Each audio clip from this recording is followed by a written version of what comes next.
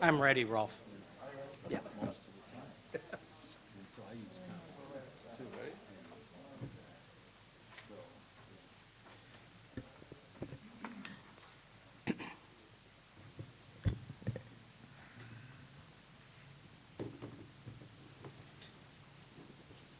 Good evening, and call to order the agenda for the special meeting, or the special meeting for the Planning and Zoning Commission of the Village of Campton Hills for July 30th, 2025. Have a roll call, Mr. Brown, please. Sure. Commissioner Anderson? Here. Chairman Frederick? Here. Commissioner Teat? Here. Commissioner Kopak? Present. Commissioner Johnson? Here. Commissioner McKelvey is absent. Commissioner Larario? Here. And we also have the village attorney.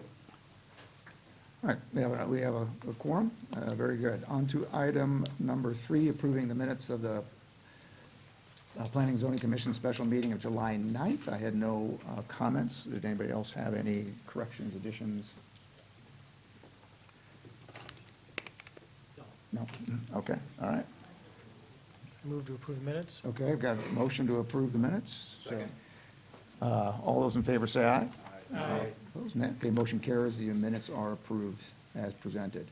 Item number 4, public comments, non-agenda items. So something that it's not on the agenda, so the Headwaters is obviously on the agenda. But if there's something else, that would be this is your opportunity now to speak. If not, if you want to talk about the Headwaters, there'll be ample time for everybody to make their comments when we go to that item on the agenda. So seeing no one coming forward, there'll be no public comments on non-agenda items. Item number 5, public hearing for the Headwaters Academy application for special use. This is continued public hearing from the meeting of July 9th. A couple of things I would like to say to start off. The minutes have it pretty much, it's almost verbatim. It's not quite, but it's almost verbatim, the minutes from the last meeting. So we're pretty well understanding of what comments were made last time.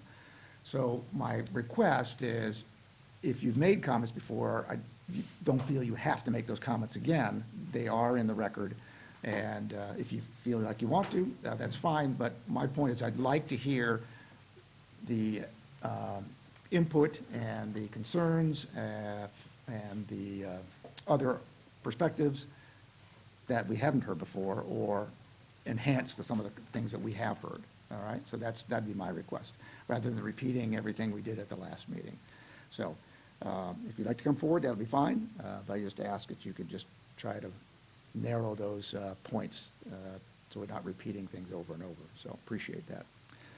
One other thing that came up it's come up before, I mentioned it at the last meeting, concerning covenants and restrictions for subdivisions. And the Village of Campton Hills does not enforce covenants and restrictions for a subdivision. That is not the purpose and the role that the village plays, all right? Those are in effect, or can be in effect, or could have expired, but if a subdivision has a covenants restrictions in effect, that is up to the homeowners association to enforce those. It is not up to the village to enforce those. There's dozens of subdivisions that have all different types of rules and regulations or covenants and restrictions. The village has no input in those, and it's not the village's responsibility to play arbitrator or referee going to each different subdivision with all different rules and enforcing things that they have no input on, all right? So just trying to make sure everybody's clear and understanding that the homeowners association is the media that they should, or the entity that should be trying to enforce those covenants and restrictions if the subdivision decides to do that, okay? All right. All right, so last time we started off with the petitioner making a presentation, and I would like to invite the petitioner and or the representative of the petitioner to step forward and add any information that they'd like. Thank you, Mr. Chairman, members of the commission, ladies and gentlemen. My name is Hal Frank. It's spelled F-R-A-N-C-K-E. I'm an attorney with the law firm of Meltzer, Pertil and Stell, Meltzer, Purtill, and Stell, Stelle. My office is at 1450 American Lane in Schaumburg, and I am pleased to be before you this evening as the attorney for Headwaters Academy. I would like to begin, first of all, by thanking you for accommodating our client's request for a continuance at the last meeting and for agreeing to entertain a special meeting for this evening. We truly appreciate that. We do have a presentation to share with everybody this evening. Our goal is to briefly summarize some of what was said on June 18th. As I believe all of you know, I was not present on June 18th. So I've asked Sarah Elliott at the beginning of the presentation, the Executive Director of Headwaters Academy, to again introduce everybody to the Academy and the plan here for the operation of this school on this property. The remainder of our presentation is to address, we've devoted to addressing some of the issues that have been expressed both at the original public hearing session on June 18th and also in the public comment that we have seen everybody has submitted, and we have reviewed the public comment. So this evening, hopefully I can do this way. We're going to run through a brief presentation. The only individuals that we have programmed to speak to you this evening are myself, Sarah Elliott, and we have a traffic engineer recognizing that, you know, traffic is a concern for some of the neighbors. We understand the overarching issue and concern about establishing a school of this nature in this location. We're going to address that a little bit later on in our presentation, and obviously we understand some of the more detailed concerns about that have been raised in the letters and the testimony that we're going to address. Okay, now. Perfect. So again, this is a brief overview of what we're going to run through tonight. Again, who we are, Headwaters Academy, a brief summary again for some that might not have been here on June 18th. Of a description of the property, its location, its features, things like that.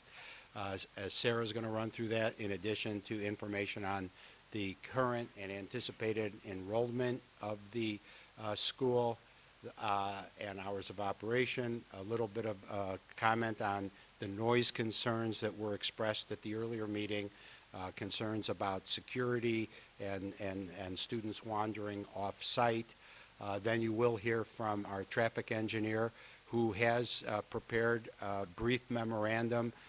We've shared that. I've given copies to Mr. Brown. Nobody expects you. You're just hearing about it tonight. You're just receiving the written report, so nobody's expecting you to read it right now on the fly.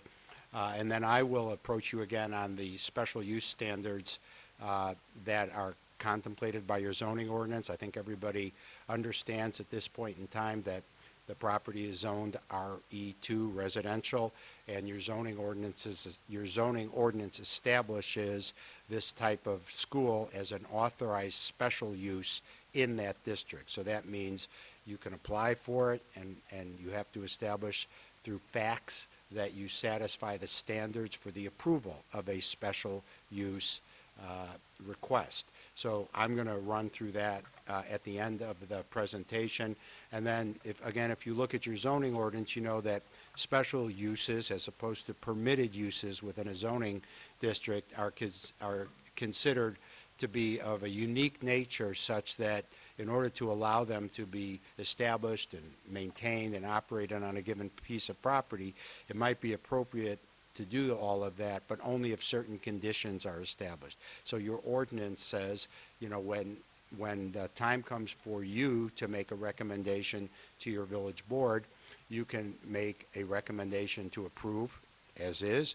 You can make a recommendation to deny, or what most commonly occurs is you can make a recommendation to approve, but subject to certain conditions. So we're going to identify possible conditions I will identify certain possible conditions of approval should you be comfortable, recommending approval of the requested special use to the village board, which is obviously what we're hoping for. Some of the conditions, when we get there, you'll see they're already in your staff report from the July 9th agenda packet. And then based on the facts you're going to hear tonight, we will offer up some additional considerations for you to consider. So with that, I would like to turn the floor over to Sarah Elliott. She is Executive Director of Headwaters Academy. She can explain to everybody again exactly what the Academy is doing and intending to do in the future, where it's operating, what its development plans are for the future on this property. And with that, I will turn the floor over.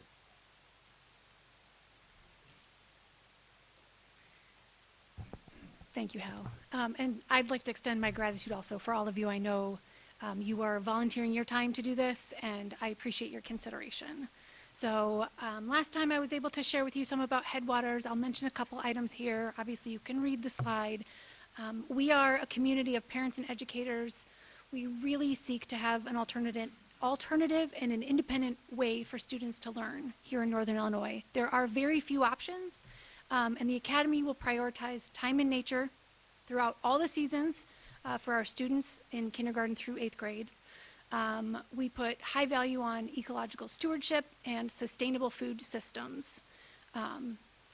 This appreciation for agriculture and learning about agriculture aligns very well with the Village of Campton Hills, as does supporting community and school. So we are building an educational home where students can develop that love for community.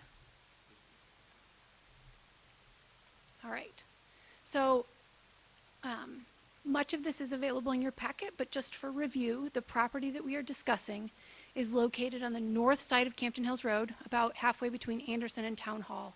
It's rectangular with one 2-story house and several accessory buildings. A fence encloses the rear 2/3 of the property, and I'll show you the plat of survey where that is on the next slide. So the following dimensions are noteworthy. It is 305 feet of frontage. It is 720 feet deep. The distance from residents from Campton Hills Road is about 200 feet off the road, and then the distance to the nearest lot line is about 41 feet.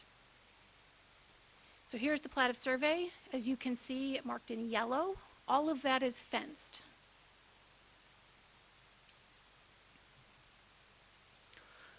And this is a little, maybe on the side ones you can read better, but this aerial shot shows the distance from the property line to the adjacent houses. And so that's just a straight line to the property. If you're talking about to the schoolhouse, all of them are over 150 feet. So some of them are over 300, almost 400 feet away. Just given the visual. Now, I'm going to move through these a bit more quickly to give you a visual representation of what the property looks like. This is the view looking north towards the schoolhouse. The second one is looking towards the barn, up like an additional drive. This is about 300 feet into the property. This is down the driveway closer towards Campton Hills Road, looking up towards the schoolhouse, and then a view of where we have added a circular driveway. All of these photos are directly from Jim Brown's packet.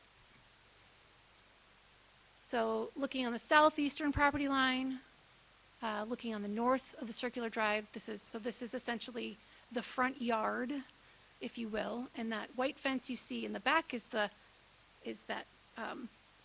fence that crosses the midline of the property that was on the plat of survey. This is looking north towards the residence and then south from the residence down the driveway. This is the view looking west towards the adjacent property, and west from the front yard towards the neighboring property. Looking northwest, and this one's a little, I think, north along the west property line towards the neighboring property. These were all taken in May, so some of them there's been mowing or that since then. So Just to give a little overview of where we're at right now, we currently have 18 students enrolled. We will cap it at 25 for the 25-26 school year. Ultimately, we will not exceed 45 students entirely in our school. We have 3 teachers and an administrator, and 3 other staff members that help support the standing up of the school, myself included. Our hours of operation will be 8 to 5. That is not the school day, but that gives time for the teachers and administrators to do their before and after work. So we understood there were some concerns about noise. We took a decibel meter out while 10 children were playing in the back directly behind the house, so where that smiley face is located. So 100 feet away near the eastern property line, the decibels measured 40 to 45, which is a comparison to the sound level of a quiet library. At 200 feet away near the property line, decibels also measured 42 to 45, and the thing that made it register like 48 is a bird song, just so you understand like the loud level we're talking about. And at 350 feet away near the northern property line, the decibels were at 37, which is ambient light wind or distant birds. So I'll speak a little bit more to the fencing on the property. There's a number of different types of fencing around the property. A chain link and a landscaping runs along the eastern property, the eastern side. And then on the southeast side of the property, there's a metal fence with a locking gate. It's an iron fence with a locking gate that will be permanently locked during school hours, so children will not be able to leave. The southwestern side, the fence enclosures are vinyl fencing with a gated entry that could also be locked. The western and northern fences are powder-coated metal agriculture fencing, in addition to a thick row of bushes and trees.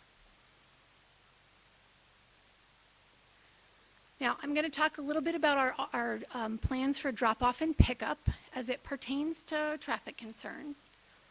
Drop-off would begin at 8:45 a.m. and end at 9, and then pickup would begin at 3:15 and run until 3:30. So this is what the parents receive. So this is not really written towards you, but towards our parents.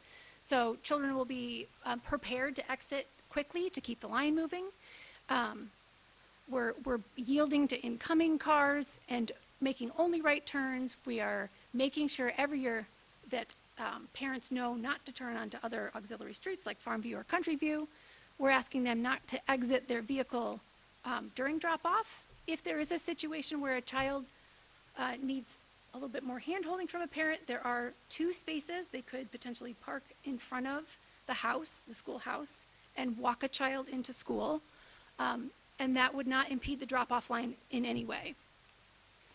We already have placards made for each family to put at the front of their car, so when they're coming to pick up their children, they can do it as quickly as possible. We can identify whose family that is. We are ensuring that we will install appropriate signage as the police chief may direct, communicating the driveway's use and the movement limitations. Also, another piece that we will always include in our parent handbook that goes out yearly to that will go out yearly to students and parents to communicate to them the expectation around drop-off and pickup so that everyone knows. And then if there are issues, we communicate regularly with parents, and we will reinforce the policies that we have in place. And I will pass it over to... Thank you, Sarah. At this time, I'd like to introduce you to Andrew Bowen, who is a traffic engineer with the firm of KLOA Inc. Again, Andrew is the author of the traffic memorandum that you've received. Somebody else from his office came out and inspected the site and provided him some of the information that's included in the memorandum. So, Andrew, if you could please introduce yourself and tell the commissioners a little bit about yourself. Yeah, like you said, my name is Andrew Bowen from KLOA. We are a traffic consulting company out of Rosemont. We've been doing this for a while, do lots of stuff like this, and I've worked on many school projects in recent times. Many of them much larger than this, but certainly a lot of the same principles apply. The school site, like they've already mentioned, is located on the north side of Campton Hills Road, and the driveway is off of that roadway. Campton Hills Road is a minor arterial roadway, and traffic counts on the road show that throughout an entire day, the road carries about 600 vehicles. So during a single hour in the morning or afternoon, during which pickup or drop-off would be occurring, the road's expected to carry around 60 total vehicles, a relatively low volume. Like he said, we went out to the site and we looked at the existing driveway and the existing circulation that they have set up. Now, the circle driveway they've added is a recent addition, and that alone would help improve operations, but we have some further recommendations on how to ensure that traffic operates efficiently and that pickup and drop-off work smoothly. These pictures here show the view from the driveway looking out onto Campton Hills Road, and I'll have some extra comments about this specific view in a minute. All right, getting into our recommendations. These are at the end of the memo that we provided. Oh, wait, no, sorry. First, we have our estimated trip generation. Now, this is based on the Institute of Transportation Engineer rates.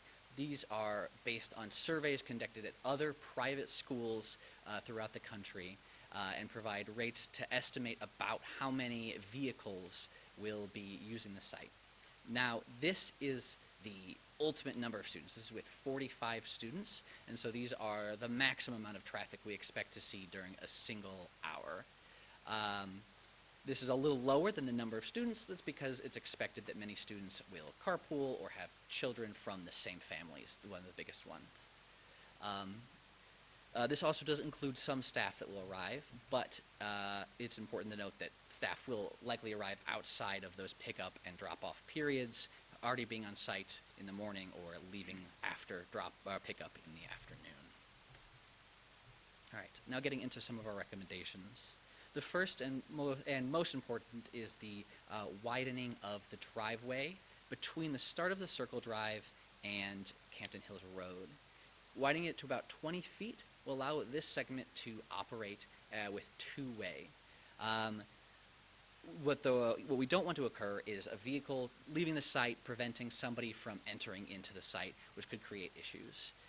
If the two-way traffic can flow on this segment here, the entire internal loop can operate with cars traveling through the whole thing, no conflicts, no vehicles blocking another vehicle, so that things can keep flowing smoothly. Even if there are people waiting to exit the site, new cars can continue to enter, preventing backups on Campton Hills. Next is just a recommendation for the north end of the circular drive, just to widen the existing pavement, just to promote this circulation that I was talking about and ensure that vehicles can turn and they don't have to wait for anyone else to move or anything like that. Another recommendation we have, and I'm going to go back to these pictures, is that there is bushes and shrubbery that kind of block some of the sight lines, which can make exiting the site a little difficult. And some of this is in the right-of-way of the road, and so our recommendation is that that existing plant life be trimmed within the road right-of-way, just to ensure that sight lines exiting are sufficient. This next one kind of ties into the first two, and that's increasing the radii of the driveway at Campton Hills Road. This just allows for people to enter more smoothly and further promotes the ability for vehicles to enter and exit at the same time. All right, so we were looking at pickup time as a particular point of concern. Unlike in the morning, parents are expected to arrive early and wait for their students to be done. We looked at the site, and with the improvements I had already suggested, around 13 to 14 cars can easily stack within the site on this circular road before anything flows out of the site. This is, given the lower trip generation volumes we expect for a school like this, we anticipate this can accommodate most of the students leaving and most of the parents waiting without creating any issues. When the site reaches closer to its ultimate number of students of 45, this may be insufficient, and that is where our next point comes into play, which is we recommend that once they get more students, right, their current plan to have 25 students next year shouldn't be an issue, but if they get 35, 45 students, that in the afternoon, the students be broken into 2 different groups with a staggered pickup time. This would allow for 13 to 14 cars to stack, the first group of students to get in their car, all of those cars to leave, and then 15 to 20 minutes later, a new set of 13 to 14 cars could stack. This dramatically increases the amount of cars that could be held on site and would really eliminate the chance that vehicles are queuing out of the site. In the morning, a similar process could be implemented if necessary, but generally that's less of an issue as parents arrive, drop off their student, and immediately leave rather than waiting on site and having to wait. In the morning, the bigger concern is efficiency and making sure things circulate fast, which is what our other recommendations address. Our last recommendation is something that was already mentioned, which is in the evening or in the afternoon when pickup is occurring, vehicles leaving the site should be restricted to turning right, or at least encouraged to turning right onto Campton Hills. This just makes sure that cars get out quickly. Waiting to turn left could create delays and back things up internally. If vehicles are restricted to turning right, they can exit much faster, and that ensures that things continue to operate smoothly. All right, and that's all I have. Thank you, Andrew. As I said. Can I ask a question? Yes. You wanted them to go through? Okay. Yeah, just have the presentation for right now, and then we'll have opportunity for questions. Okay, then, as I said at the beginning, your ordinance contemplates the consideration of certain standards if one requests the approval of a special use. So I'm going to run briefly through that. That's the reason that we provided you the testimony tonight from Sarah and prior testimony and the testimony from Andrew is so that you could decide whether or not these standards, these legal standards have been met, because your ordinance says in order to establish whether the standards are met, you're supposed to make some findings of fact. So what you see here first in dark, bold font are the standards, and then in bullets below it are the facts that we think you could point to say the standard has been met. So very quickly, the first standard is that the proposed special use will not endanger the public health, safety, or welfare. And we would respectfully suggest that that finding could be made based on the following facts. The property is 5 acres in area. The homes to the west are approximately 450 feet or more away from the proposed school, and the homes to the east are at least 200 feet or more away. As you heard and saw this evening, the property is buffered from the surrounding properties by heavy vegetation and fences. The applicant obviously has agreed to and will agree to operate and maintain the school and all the improvements on the property in accordance with all village codes and ordinances and regulations, including the standards in the village code regulating nuisances, which we are specifically citing here because of the concerns expressed at the first session on June 18th. Our client, the Academy, has already been contacted by the local fire protection district and been told that because this will be an elementary use, the building will need to be sprinklered, which is not a problem, obviously, because it's required. You heard about the enrollment current for this coming year and ultimately the plan for the future. So there would be limits to how many students would be here at any one time. And then finally, the school will only operate during the week as you heard, from 8 to 5, and actual class time would be from 9 to 3. The next standard, or this is a continuation of the first standard, you heard this evening, and it's also in your agenda packet, the report memo from Mr. Brown, that Campton Hills Road is not a heavily trafficked road. It's a local road. I believe it's under the village's jurisdiction. It carries on average only 600 or so vehicles per day. We believe that the limited enrollment, limited hours of operation will create minimal impact on road traffic. We talked about the drop-off and pickup procedures tonight, which is something that the village has the ability to monitor and make sure that those are implemented in a way that also precludes adverse traffic impact on Campton Hills Road. All the activities will occur either indoors or in an enclosed area, again, an area that's been fenced. One of the things I know that came out of the discussion on June 18th and in some of the writings, comments that were submitted by neighbors was the concern about after-school events and third-party rentals of the facility. The applicant, Headwaters Academy and Sarah, are agreeable to a condition that would say there would not be more than 12 school events in any year. Those would begin after 5. In other words, fundraisers, parent-teacher conferences, school performances, things like that. And she would agree that they would have to be over by 10 o'clock. And again, that's, no more than 1 per month or 2 per month if there's nothing in the summer.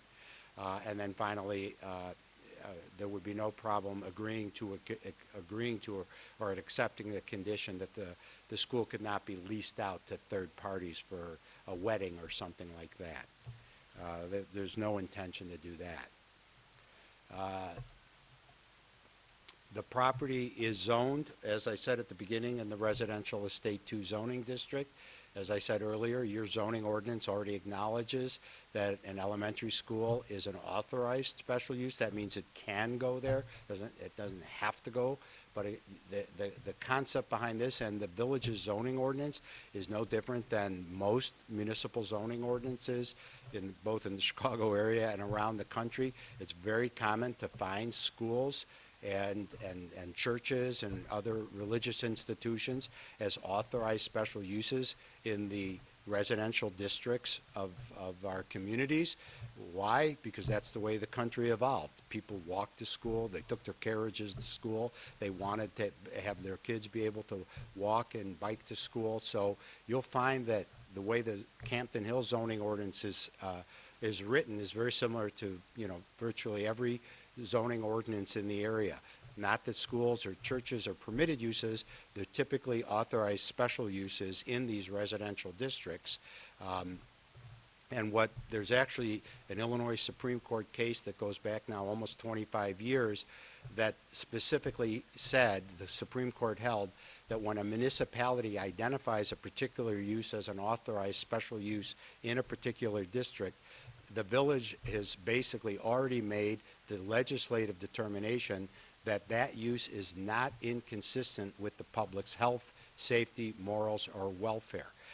I'm citing this because, again, I appreciate the fact that a number of residents in the area, a number of neighbors, think it's not an appropriate use in this location.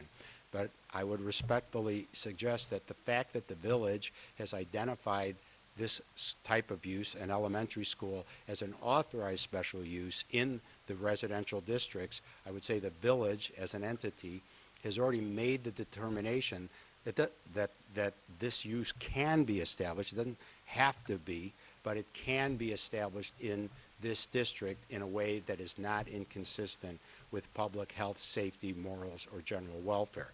Now, does that mean that the village has to approve every application for any school that comes before you? No, that's not what it means. That's why you still have to evaluate each property and each request for a school or a special use for a school on its own merits. And that's why you have to look at the facts, and that's why we have presented those this evening. Another standard that is provided for in your zoning ordinance is that the proposed use is compatible with land use of adjacent properties and other property within the immediate vicinity. We think this standard is met by the fact that the area is comprised of estate residential properties and agricultural fields. This is, again, a 5-acre parcel. It will be, from a use standpoint, a land use category totally compatible with residential uses, agricultural uses, and as we've indicated here, we believe the school can operate with minimal impacts on the surrounding area, given the limited enrollment, limited hours of operation, and the commitments that Headwaters Academy is prepared to make. Finally, the ordinance asks you to consider whether the use in this location is consistent with the spirit and intent of the zoning ordinance and the village's adopted land use policies. Again, we would respectfully suggest that that standard is satisfied by the following facts. The various, again, not to be redundant, but the ordinance does allow schools in residential districts. This property is zoned residential.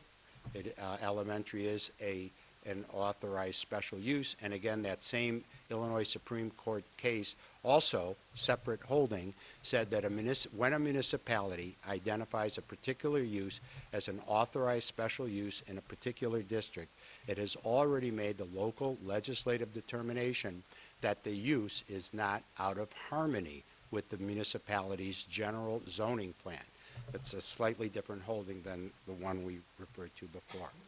So again, just going back to my opening comments, one of the benefits of a special use application is that the village, the Plan Commission, you as the Planning and Zoning Commission, have the ability to recommend conditions that make it possible to establish and operate the proposed special use on this property. For the July 9th public hearing, you received a report from Mr. Brown which identified possible conditions of approval for you to consider. One is the cap on enrollment. You've heard about that tonight. A cap on special events, which you heard about. The installation of additional fencing or landscaping, which is something you could consider. Increased driveway width, which you actually heard about from our consultant too. Addition of parking spaces, if you determined that was necessary. And additional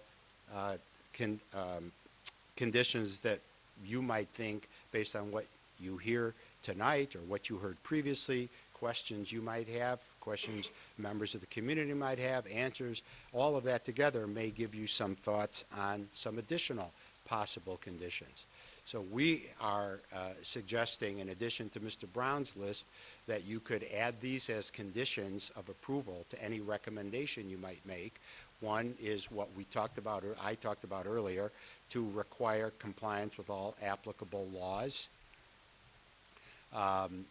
And in addition, you'll see at the bottom of the first bullet point, we have received a communication from the Albertan Countryside Fire Protection District about certain concerns which we intend to sit down and talk to them about.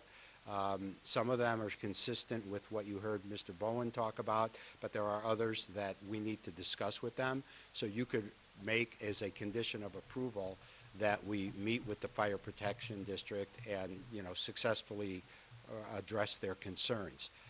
Again, we've given you very specific, a very specific proposal for a cap on enrollment, and we've also given you a specific limitation or restriction on after-school events that I mentioned earlier. That could be a possible condition of approval. Same with leasing out the space to third parties. And then finally, again, this is very commonly done by many municipalities where traffic is a concern, and it is, needless to say, often a concern. Impact of traffic on neighbors. We have proposed a plan, and Sarah talked about, communications to the families and rules and of operation for drop-off and pickup. But you may find after the school is open and operating, the village may find, or the neighbors may find after the school is open and operating for 6 months or a year or whatever, that there are still some problems.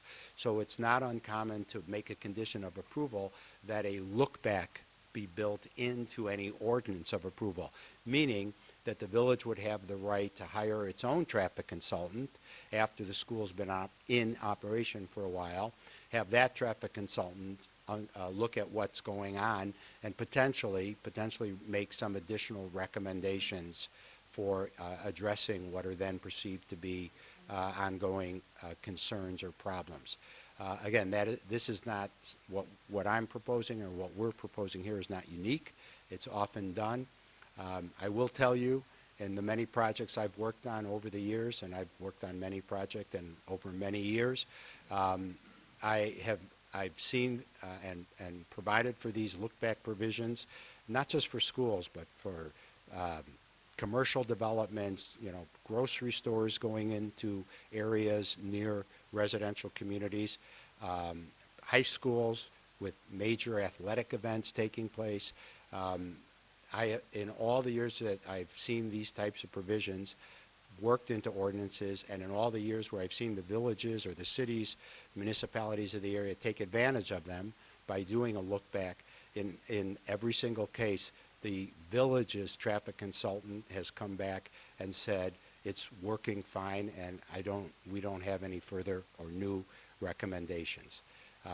So oftentimes the perceived fears of the neighbors don't pan out, but just to make sure that happens here as well, we're proposing as a condition of approval that you include a look-back provision in your recommendation, and that the village do likewise in any ordinance of approval should they decide to adopt an approval ordinance. That concludes our presentation. We thank you very much for letting us run through it in its entirety, and we look forward to any questions you might have. Okay, thank you. Andrew, did you have a question you want to ask? The gentleman that did the traffic study, when you talked about this traffic study, you did your study, a few questions. One, is the actual drop-off of the children up to what point? Is it, I've got pictures, and some of the pictures are cut off. I see the U-shape, or the driveway that comes around, the newer driveway. Is the drop-off right where it meets the actual upper driveway near the garage? Where's the actual drop-off? Yes, the drop-off would be up towards the house. So where, you're gonna have staff, right? 150 feet.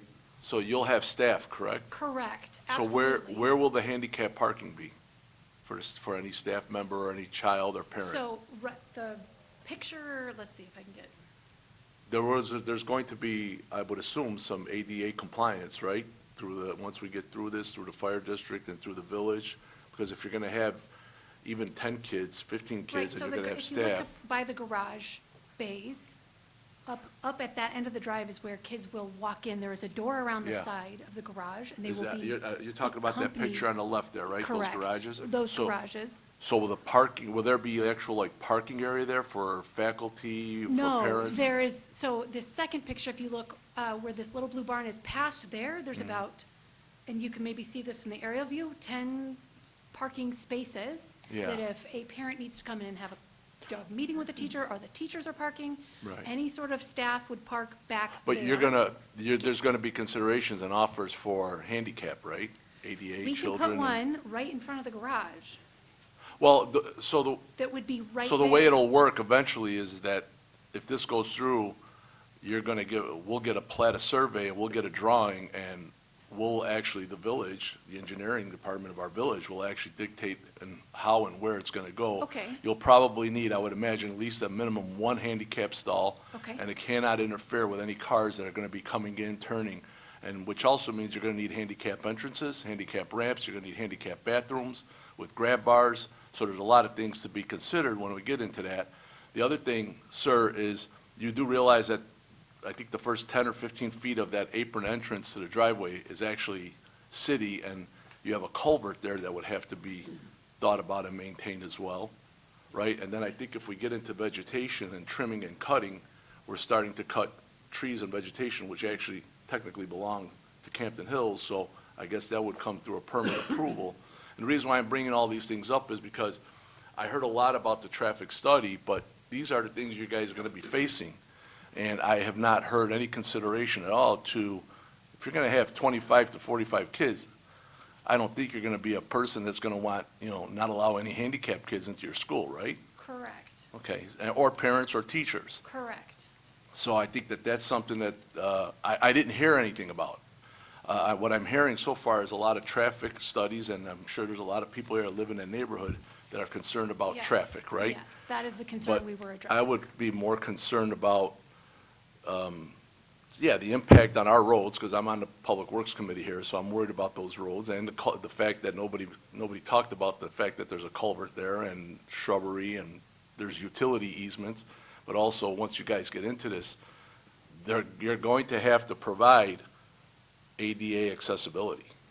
And I don't know if that's the fire department that would be involved in that, or our engineering department, who exactly would The- be involved in that, but that's health- something that's gonna have to be, I considered. mean, again, that's why we said in our presentation and as a condition, if the law requires it, it's going to be Right. complied with. Just like the sprinklers were not anticipated initially, sprinklering the building was not anticipated, but the fire district brought that to Sarah's attention, and as I explained to her, if that's what the law requires, which it does, it's got to be done. Right. I think the reason why I'm thinking about all this stuff is because, you had mentioned oftentimes the word special use, and I mean special use in a neighborhood, I'm gonna throw this out there, right? I've got a bunch of letters from people here, and a lot of it clearly states this is zoned as residential, okay? There's even some covenants here that actually state, no tract nor any structure located thereon shall be used for any business or commercial. And so, when people move into this neighborhood and they buy the house, I know I live in Fox Mill, and before I bought it, I had to understand what my HOA was all about. But there are certain things that we allow in Campton for special uses. And so I think, from a voting standpoint from us, we really have to consider and think about what the definition of that special use is, because I love the idea of the school and educating these kids. I think it's great, right? Put them together with nature. I know we have a lot of people here who are involved in open spaces, then, they do a great job with that too, so we have a lot of areas for, that the same thing can be done there. So my thing is that I just, once we define this actual special use, and then we start to sort of, play with the words of zoning, what's going to be the next step? Is it going to be, somebody wants to open up a chiropractor office in the neighborhood, or a doctor's office? I just think that, once we define it, Yeah, you know what I well, mean? it's already defined. So it's already defined in Yeah, our but- zoning. It's a special use Right, that is authorized, it is a special use that is allowable. Allowable with public hearing and a special use. right, It's been defined. okay, So but not authorized, it's just defined right it's now. it is defined. Right, Yes, okay. so it is defined of what the petitioner is asking for Mm-hmm. is, looking at the zoning ordinance, is a school, secondary, Right. primary, secondary school in a residential neighborhood, Yeah. which, going to the matrix in our zoning So- ordinance, is defined. So Exactly. that's not really an issue. No, and I'm not saying it's an issue. What I'm saying is that I'm looking at the steps that it's going to come in to us, and then at some point beyond us, whether we vote yea or nay, there's going to be all these other things that will come into play, whether, as far as health department, fire marshal, fire department, all these codes and different things that are. gonna Right, have and to those be are the met. things that we, as a body, are going to try to, as conditions. And I think that was some of the presentation was saying they have conditions, they understand what we can do. Yeah. We can, recommend for approval, or recommend to deny, or we can recommend approval with conditions. Mm-hmm. And so that would be part of the condition, saying, hey, we need the road widened, or X, or Y, or Z, or Right. whatever those things are. So we'll be taking some more information and finding out what other concerns they are, and then I think the idea is to say, hey, how would those concerns be addressed, or can they be addressed satisfactorily? If they can be, then would you add those conditions in? That's kind of the layout. Sure. And Chair Frederick's correct. It's defined in the fact that, that the applicant has the ability to apply for the use to be considered. If a particular use is not defined in the list of special uses, an applicant can't come forth and apply for a special use. They'd have to first apply for an amendment to the zoning ordinance to include that use in the special use matrix, the list of special uses, and then apply for the special use, which would subject it to your consideration, the village board's consideration, and the possibility that conditions could be placed on it. It appears that the applicant today has indicated that a number of conditions that they would be willing to agree to, probably also the ones that were included in the traffic study as well. Sometimes applicants can't actually meet those conditions, even after a special use is granted.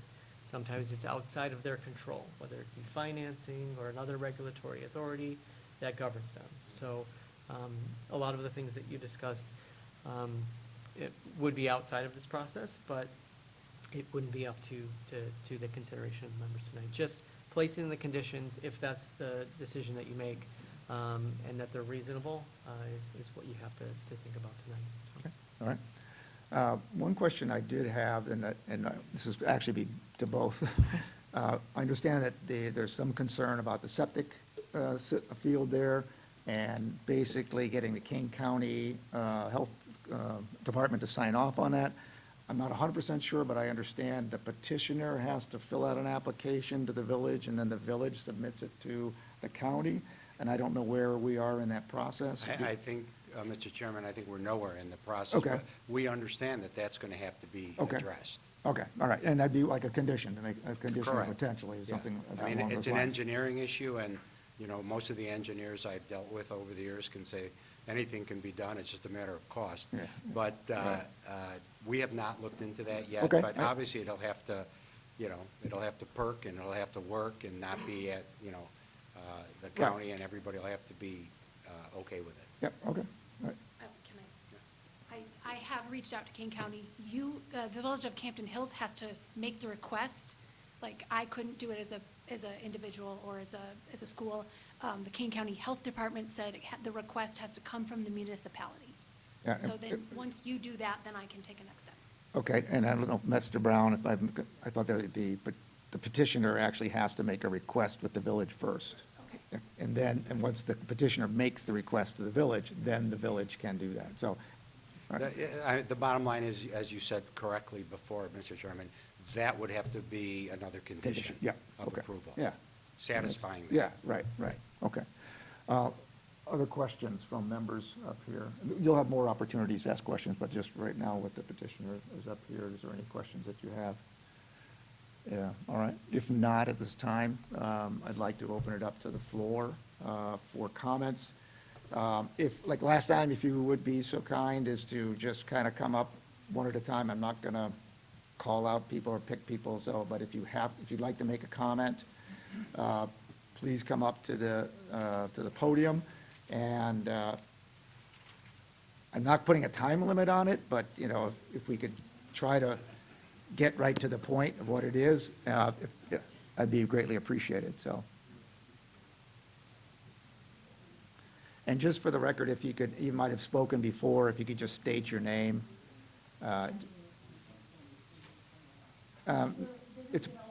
It's a public hearing, so it is authorized. It's a public hearing, it's authorized. No. No. It's illegal. So this is a public meeting, a public hearing, so it not only is it being recorded by the village, at the camera here, there are security cameras in the room as well, but it is a public meeting, there's no right to privacy in a public building. Anybody?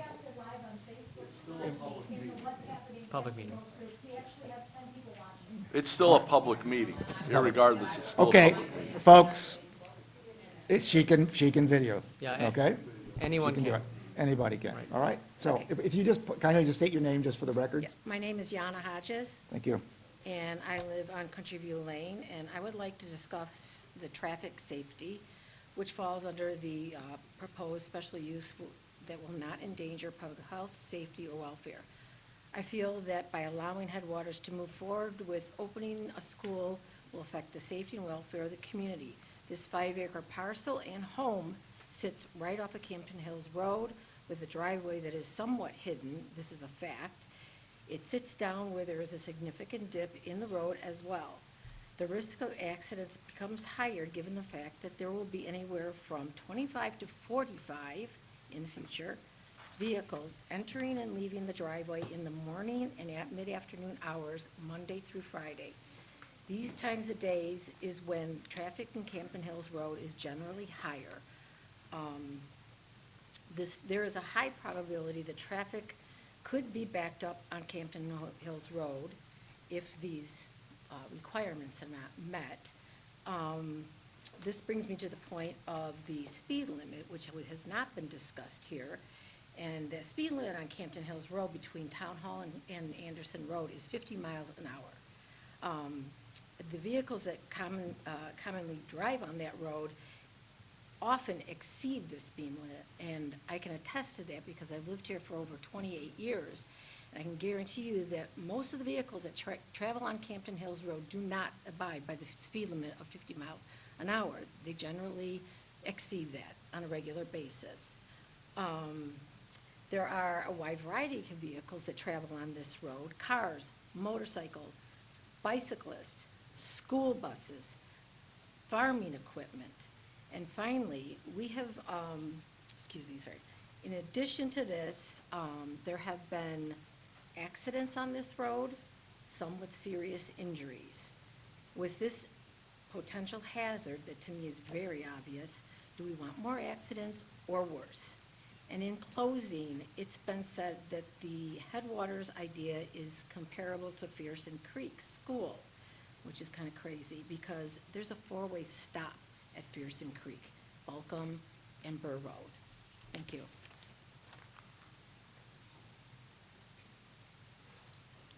If anybody else would like to speak, now's a good time to step forward.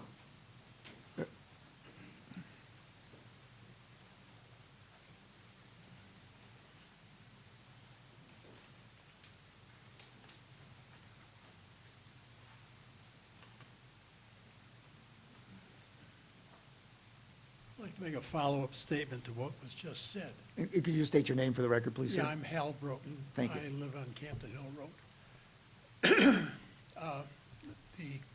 The engineer mentioned, I believe he said that all traffic going into the driveway is going to be making a right-hand turn. Is that right? Coming out to make a right-hand turn. Okay, so even if you want to go east, you still have to make a right-hand turn. Now, the traffic coming into the driveway has to make a right-hand turn, or the people coming from the west have to make a left-hand turn in. And they're doing this between 8 and 8:15 simultaneously, so it's a matter of, I'll let you go, no, I want to go first. Who is going to make that turn in? And there's going to be cars backing up, and they can't stop on the shoulder of the road, waiting to make the right-hand turn or their left-hand turn in. So there's hesitation there, and therefore there's cars who are driving through, all the way through, who are get stopped and cause a backup from through traffic. Do I understand? Did I make myself point? Yep. My point? I understand your point. Okay. In other words, do I go, does he go, who goes first? Am I polite, or are you gonna be polite? And then trying to get out, they will want to now have to make a right-hand turn, even if they want to go east, I guess. My understanding is that they was encouraged, I believe the terminology, I believe it was encouraged to take a right-hand turn. I believe there's no other cars coming. And that was the terminology that I saw in the petitioner's packet. They were Right. encouraged to go right, not mandated, but encouraged. Right, right. But in reality, what really happens. Hopefully, the safest thing happens. People will be safe, and their own self-interest, you know. The word hopefully. hopefully is very Yeah. good. That's all I have to say. Yeah.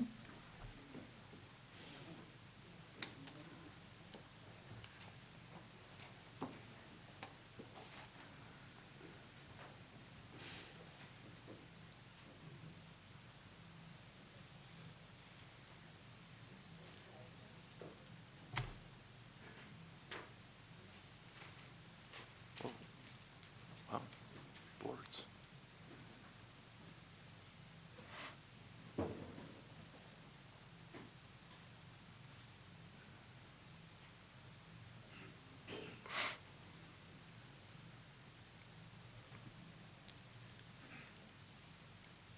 My name's Dan Korth. I'm going to speak on two different topics tonight. My first topic is going to be more of a professional presentation. If you look on, there should be a packet of information that was handed out earlier. I think it's in, there should be in the order of speakers. And the first one of mine, right on top, should be addressing the pollution of Mill Creek that runs adjacent to the property, starts south of Campton Hills Road, and extends down through to the north and northeast until it daylights about 2,000 feet downstream.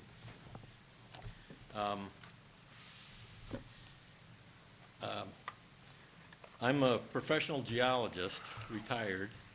I've worked as a professional geologist for about 44 years, and the last 32 years has focused primarily on groundwater contamination issues in northern Illinois and most of the Midwest. Anyway, so I did a little study on the situation we have here, and what I was concerned about was that this house was built in 1977. There's a residential septic system installed there that was designed back, in the 70s, late 70s, and it was designed for like four to five people. It's a 4-bedroom house. Now they are proposing to have an enrollment of up to 25, I heard earlier, and now I heard increased by 5 today to up to 45 students. So if you add students, faculty, administration staff, parents or whoever, visitors coming in, at some point you're going to have over 50 people every day using that septic system. Flushing toilets, running the sinks, and there's no doubt in my mind that that existing system is going to be overloaded and, just will not be able to handle it. What I have, I don't need the mic. Just wanted to show you here. This is a FEMA map of the defined floodplain by FEMA. It runs, this is the Biddle Farm here to the south. This touches Lane, here's Farmview. And I outlined the property, I'll just call it the property that we're talking about, in red here. You can see that floodplain is defined, it covers 95% of the property. So in this, this area, there's a little culvert right about here. This over 1 square mile, almost done right here. And it comes through here, and it runs right across there. So during flood stages, which occurs a handful of times a year, we get heavy rains on a continual basis.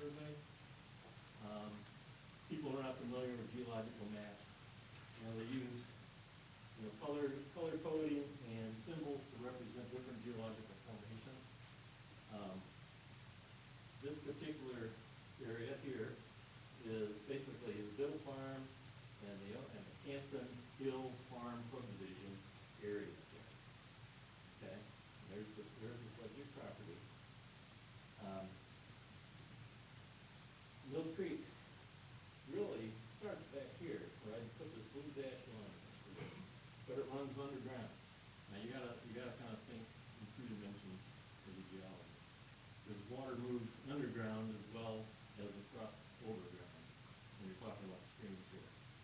Now this, there is a key in the packet I gave you. This yellow strip here, that's called the Cahokia Zone. And it's comprised of grain of sand and gravel that was deposited during the last glaciers. When that melted away, the glaciers, melted off and created this channel through here. It goes all the way around, ends up down in the Fox River. Okay? Now, this is a superficial geologic map.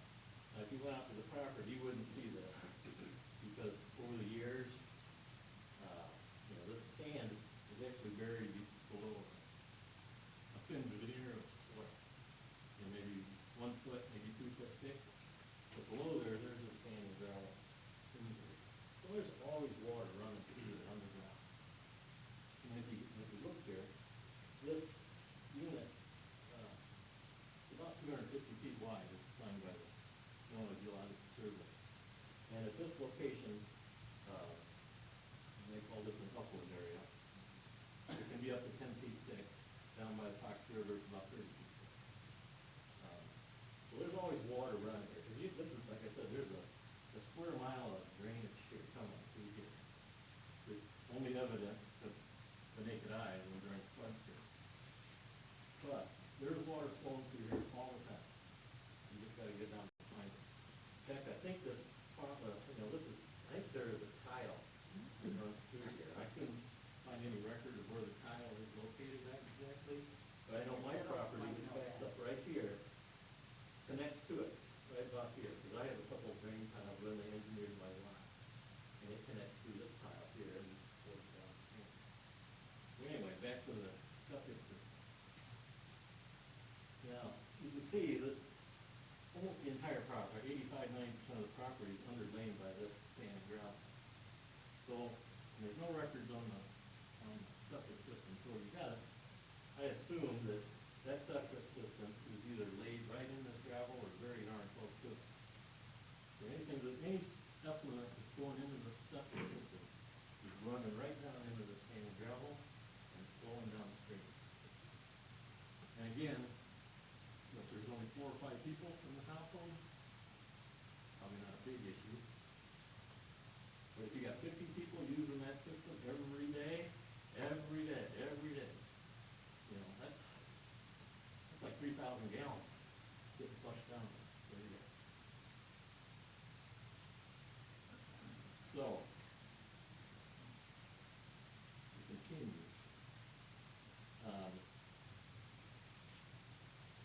just read my conclusion. Now, single-family waste stream may not create a significant impact on Mill Creek, but an 8 to 10 times increase in wastewater effluent flow will have a significant negative impact on Mill Creek groundwater downstream in the surface water as well. Now, groundwater is the water that flows under the ground, surface water. So, groundwater is always moving through the Cahokia Formation below the surface. The Mill Creek headwaters watershed area is large, big area. The groundwater funnels down gradient to cross under Campton Hills Road at the property boundary here through culvert. The groundwater quality may already be slightly impacted by the old septic system on the property during normal use. But if usage is increased 8 to 10 times normal volume, the system overload will lead to significant negative impact to groundwater and surface water quality during flood stage flow. But more importantly, the groundwater pollution will occur on a continual daily basis during normal groundwater flow, which will continually pollute surface water and groundwater, Mill Creek downstream. And like I said, enlarging or improving the existing system isn't going to do any good, because that's what leach fields are, they drain out. And it's just going to go out there and drain out. Nothing you can do about it to improve that system. Now also, just as a reminder, I kept an addendum to that packet. And it just has a listing of some of the common household pollutants that occur in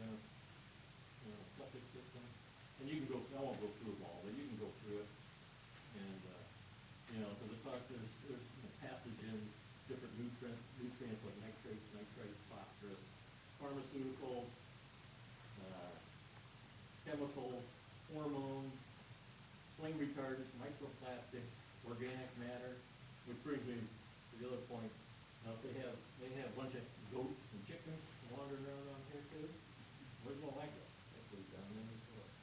No, it doesn't.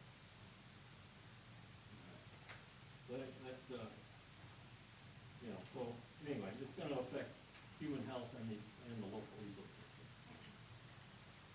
Without a doubt. Okay. That takes care of that. Now I'm gonna put my next topic is my personal property. This is my property right here. Now, it's funny how they measure this, 293 feet away from their property boundary, which is my property, to my house. Well, I use all this. I don't just stay in the house. I'm here. Okay? And half of my backyard, if you look at my second packet, I have a picture here, a recent picture of my backyard. Okay?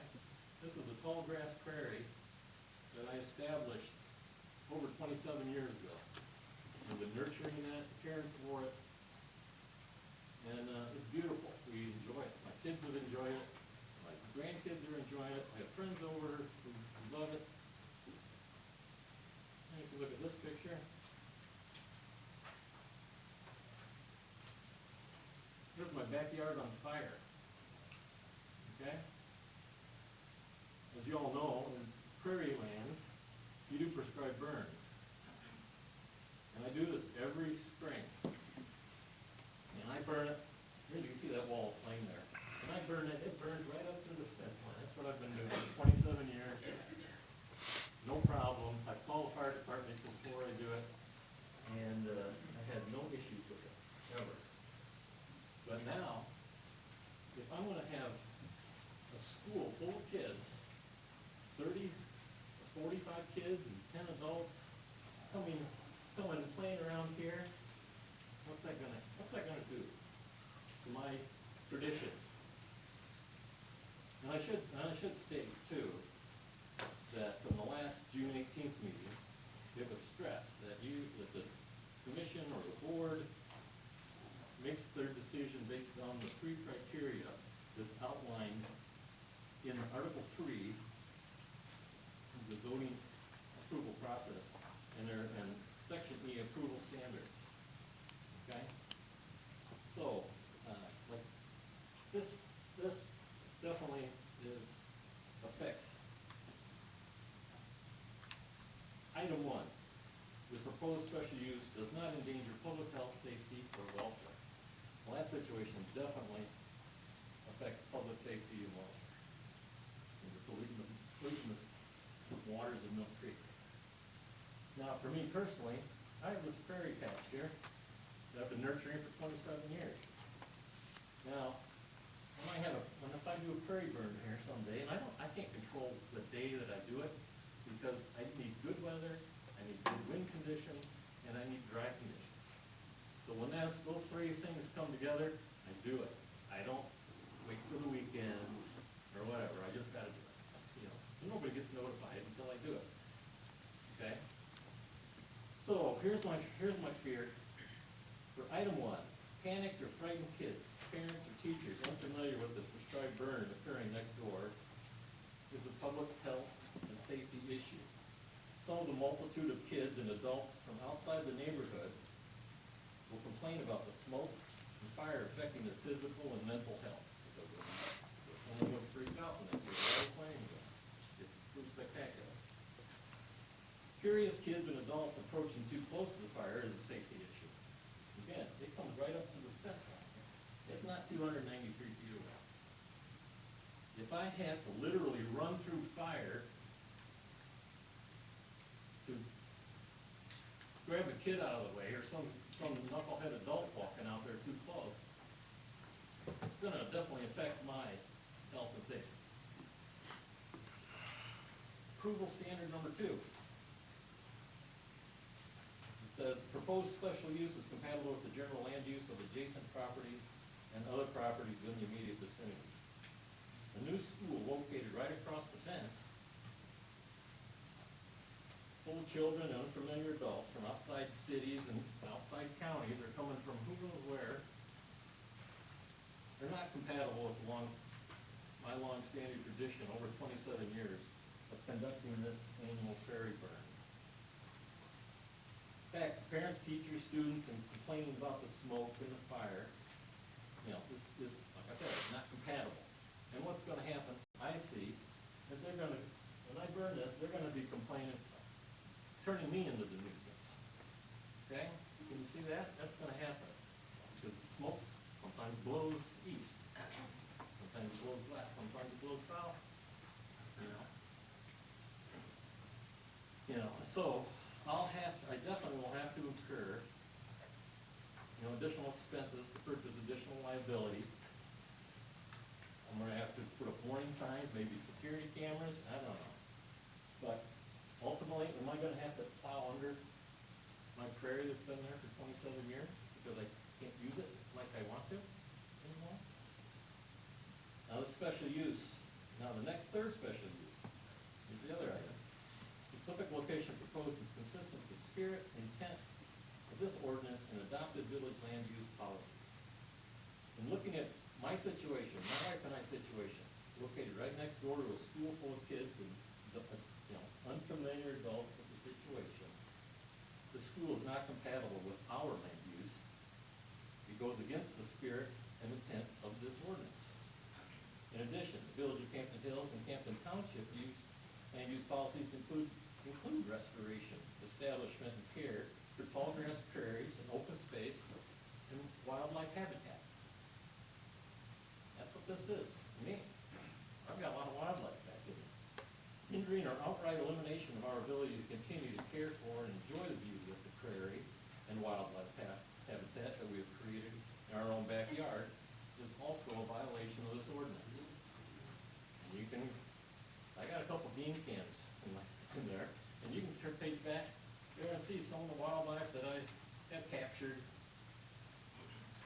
you know, roaming around in that prairie, hunting, coyotes back here hunting rabbits. I got all kinds of rabbits, possums, raccoons.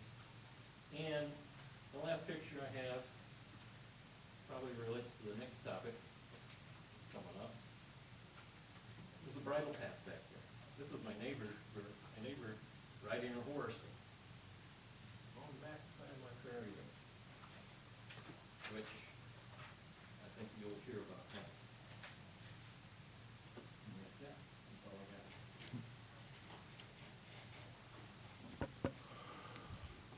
Hi. My name's Dana Merck. I'm so glad you brought all those points up, Mr. Korth. The mission, the heart of Headwaters Academy is nature and environmental stewardship.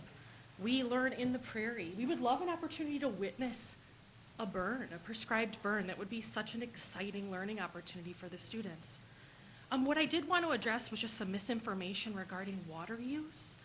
So on the Environmental Protection Agency's website, a family of 4 is projected to use about 82 gallons a day per person, so 328 gallons for a whole family. If you have 25 students washing their hands, going to the bathroom, they're not taking showers, taking baths, doing laundry, our school's projected water use is only 162 gallons a day, which is about half of a family of 4. And we're only in session 176 days out of the year, where a family lives in their home for 365 days a year. We care very, very much about the health of the local ecosystem, and we would never want to do anything to jeopardize that. Thank you so much.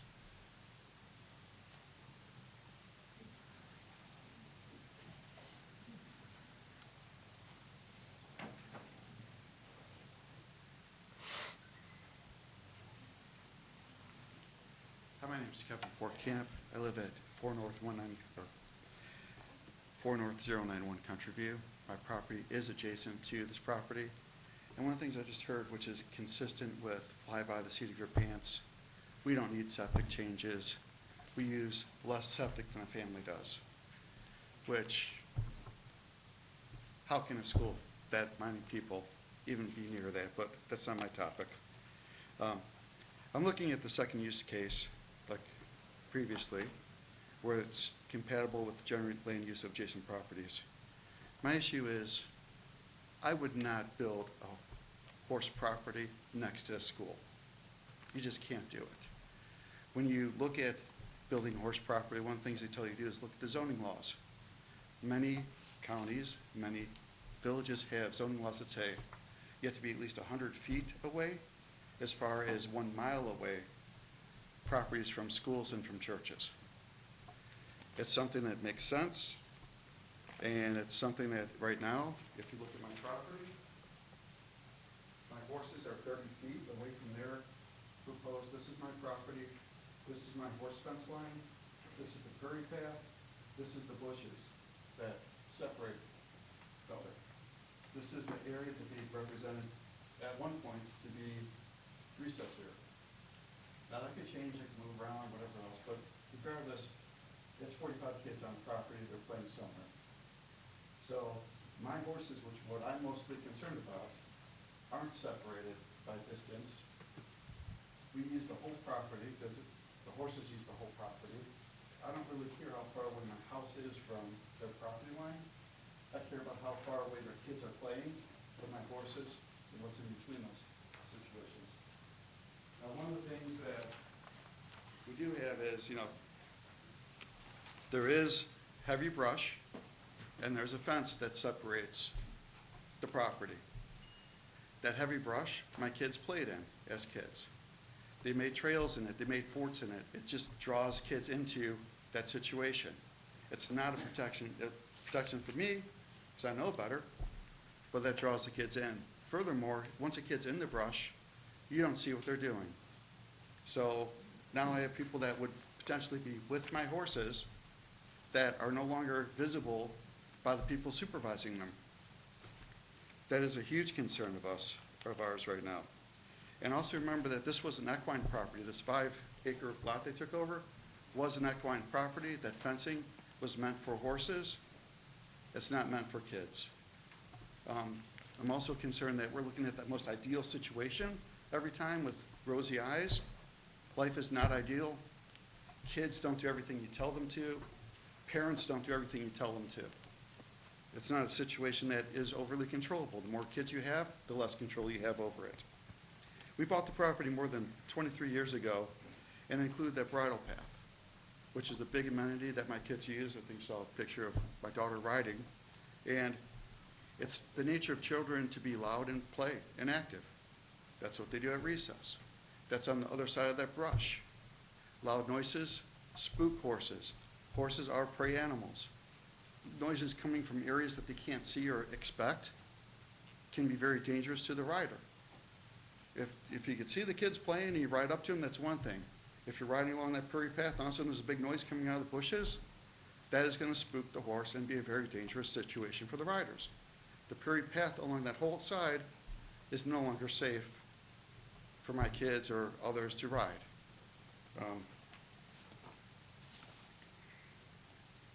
The other thing that, so there's no real risk to having a horse property.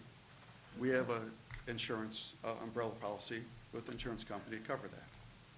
The problem is it's not set up to, and it's not adequate for 20 to 40 children in the adjacent property to my horses 30 feet away. I would have to increase my insurance. I have to incur more costs. I have to do other risk mitigation possibly as well, which some people mentioned cameras or other things. I need to protect myself. The problem I have is horses are considered an attractive nuisance, which is a legal term saying if a kid gets hurt on my property, no matter what a bonehead or rules that he can follow, I'm liable for it.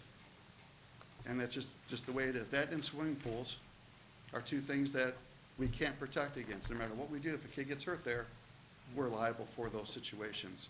And that's how it's held. It just materially changes our financial risk profile. And the reality is you just don't have horse properties next to schools. And it's not reasonable to put a school next to a horse property. My value, my property is it's a horse property. It's an equine neighborhood. Having a school next door, I'm no longer a good equine and horse property.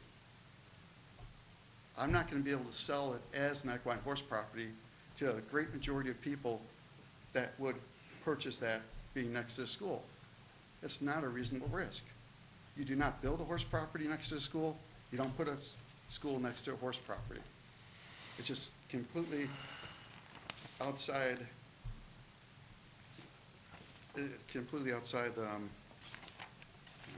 sorry, the compatibility with the, our land.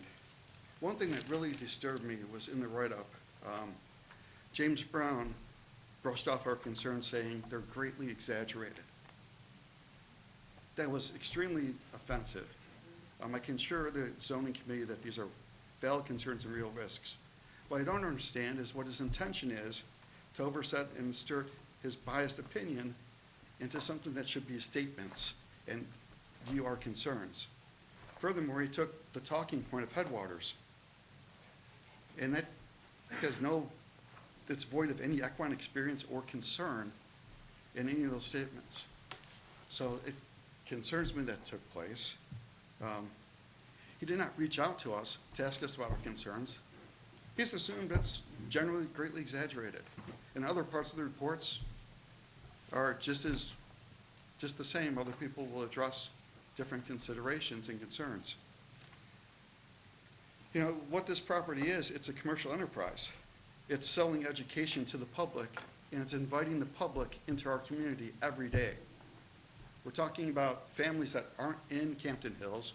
We're talking about areas around, and most importantly, we're talking about the kids and the families coming in aren't farm people. They're not country people. They might like the country and the concept of it, but they're not compatible with what we're doing. And again, it comes out to more risk for us.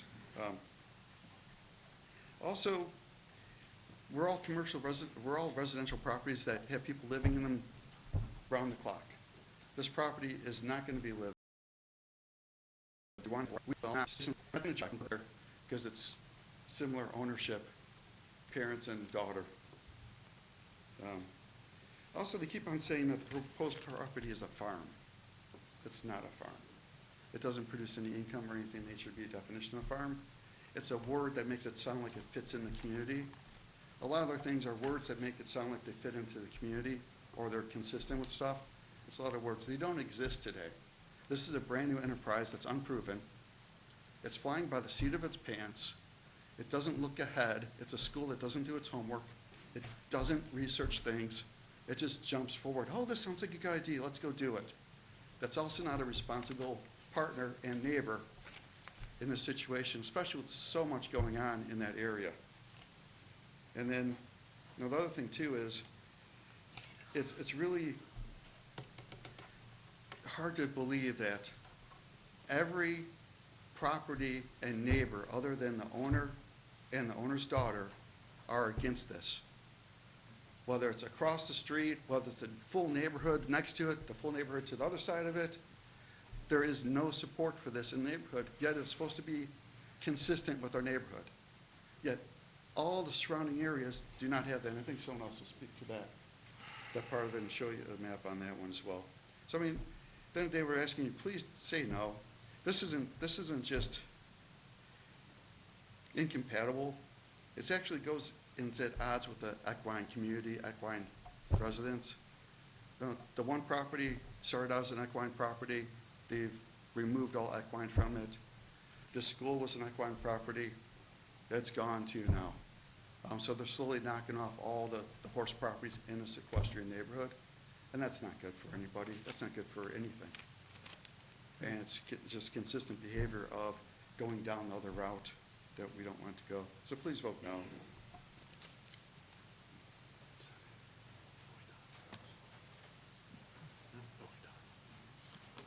Oops.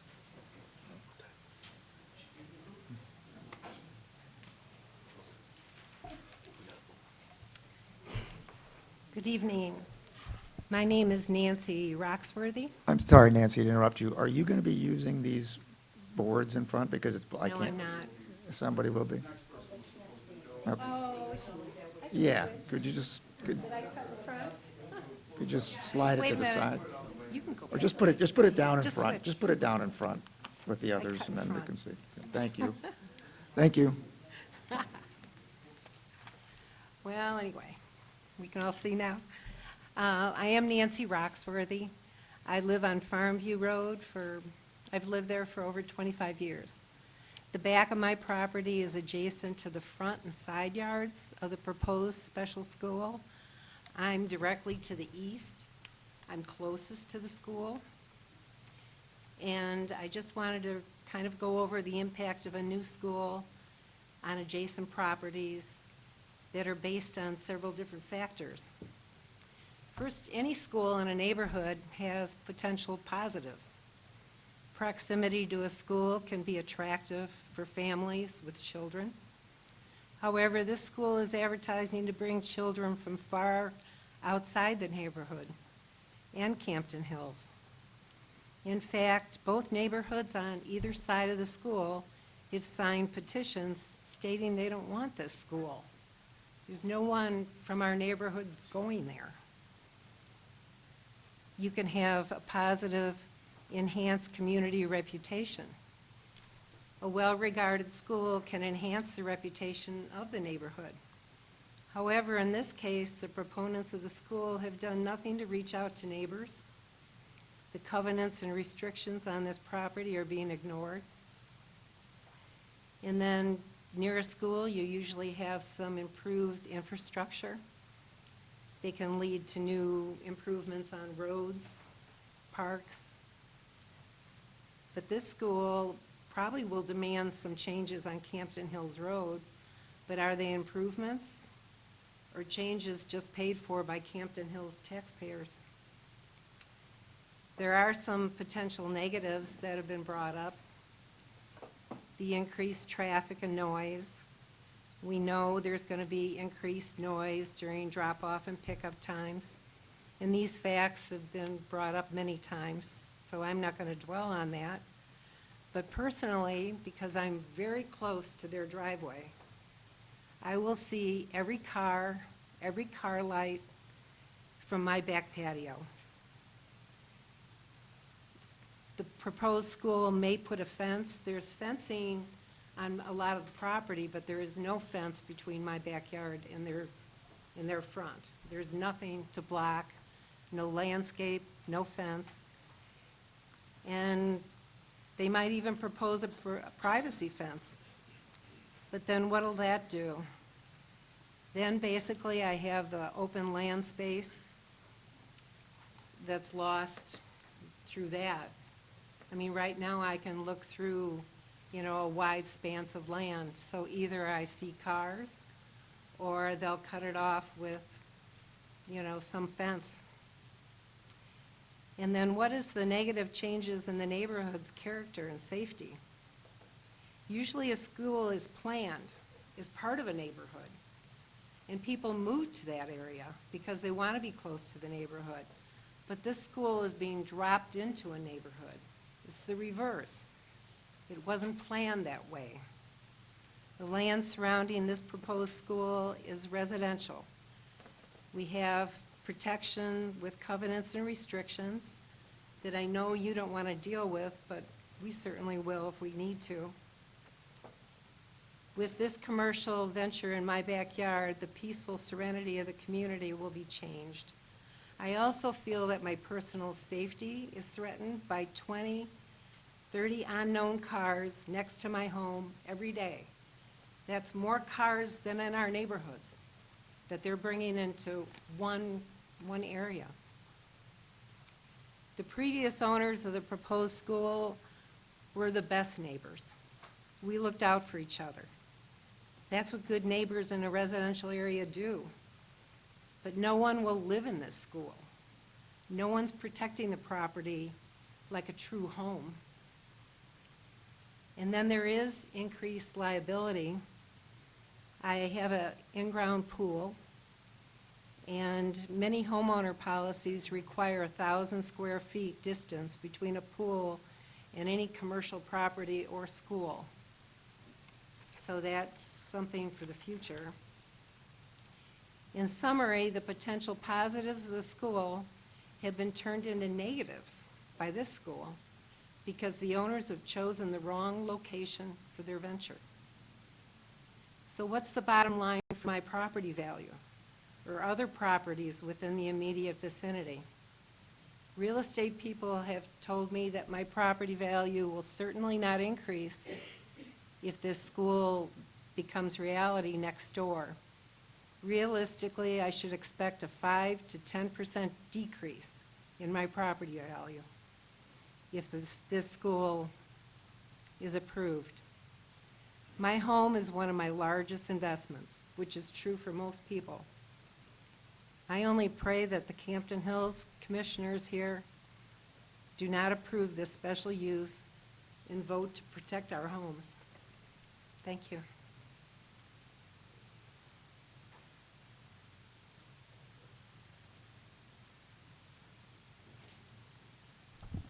Hi, my name is Holly Boron. I live on Foxfield Drive. I'm slightly just outside of the notice area. I'm approximately 400 feet from this property.